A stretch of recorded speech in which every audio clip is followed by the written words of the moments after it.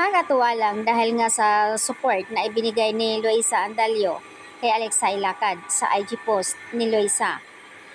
Doon ay ipinost nga ni Loisa ang kaganapan during the advocacy project concept ni Alexa sa mga animals, cat and dog. Samantala nag-react naman si Alexa sa post ni Loisa. Ayon sa kanya, hindi niyo alam kung gaano niyo ako pinasaya na nagpunta kayo. Kasi nga makikita sa photos na andoon ang cast ng PPP. I think si KD ay atang wala, baka may ginawa siguro si KD, pero apat na girls nandoon sila kasama si Ronnie Alonti.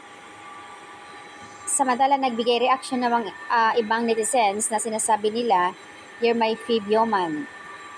Being at Alexa Ilacad, very genuine.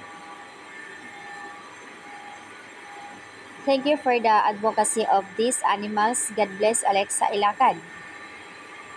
At dito may nag-post naman comment, thank you so much. At Loisa Andalio and Ronnie Alonti, aka Loini, to support Alexa project sa passion advocacy. Nakakatuwang makita kayong dalawa, bibi ko, PBB na magkasama. Ngayon doing good and deeds sa mga for babies. May similarity talaga kayong dalawa, kaya pareho love ko kayo. Loylex, #Loylex. Lahat ito ay nagagaling sa PBB, kaya alam na alam nila ang mga galawan ng industriya talaga. So yung mga comment, I remember this is how you spend your 18th birthday, Alexa. As a for mom, thank you so much for doing this. At Alexa Ilacad, miss, marami po kayong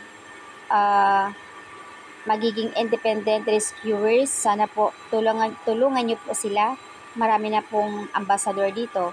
Please help those people who rescue trays with the extra space money but the good hearts. Nag-thank you naman ang Passion Project sa ginawa ni Alexa Ilacad.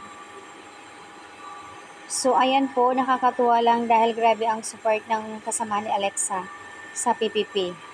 And mas nakakatuwa talaga ito si Alexa, sabi nga sa comment, talagang ang hilig niya talaga sa animals, kaya God bless sa kanya.